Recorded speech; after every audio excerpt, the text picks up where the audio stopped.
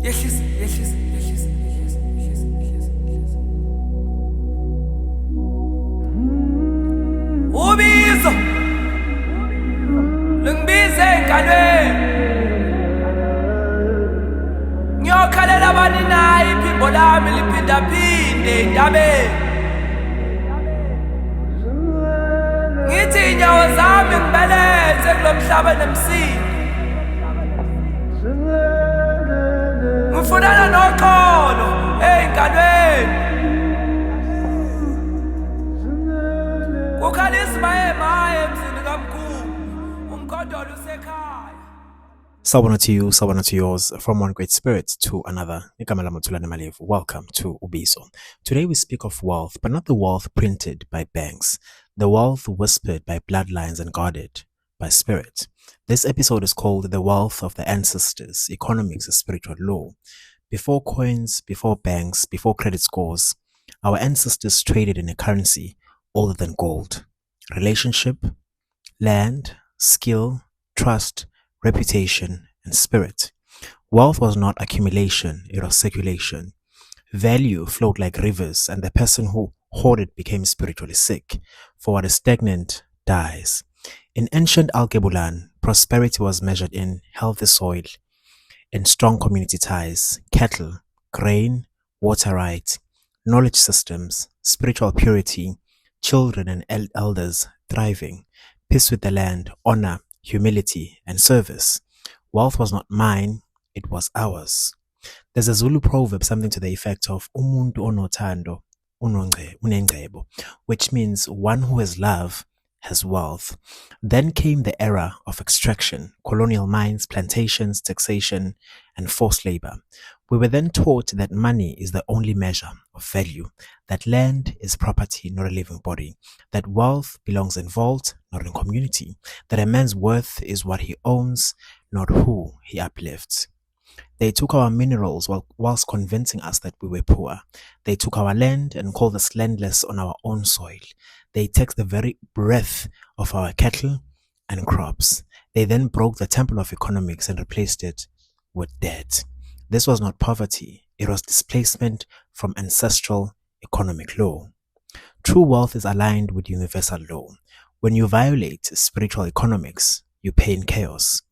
These are the ancestral laws of abundance. I will name them shortly. Number 1, law of circulation. What does not flow dies.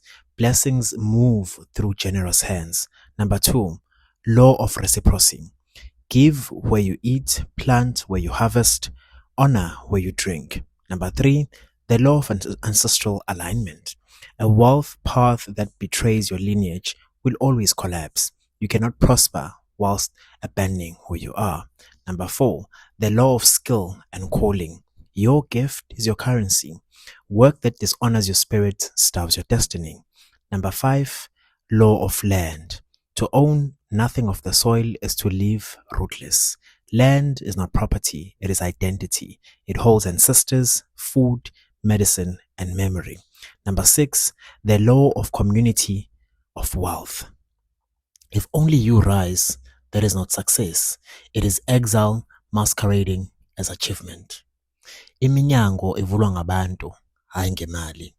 Doors are opened by people, not money. Many of us are not broke. We are simply blocked, disconnected from purpose, from land, from community, from ancestral guidance, from sacred discipline, from initiation rites, from generational stewardship. A man with designer clothes but no mission is poor. A woman with money but no peace is deficit.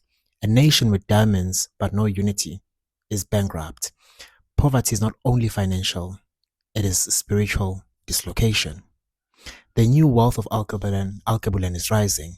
Community-owned land, farmer collectives, village banking and Stokvel evolution, ancestral farms and healing retreat, cultural industries, indigenous knowledge economy, youth returning to farming, tech, and culture, spiritual entrepreneurship, shared ownership models, and creative economies rooted in heritage. We are building not billionaires, but nations of self-sufficient households. True wealth is when every child eats and every elder rests in dignity.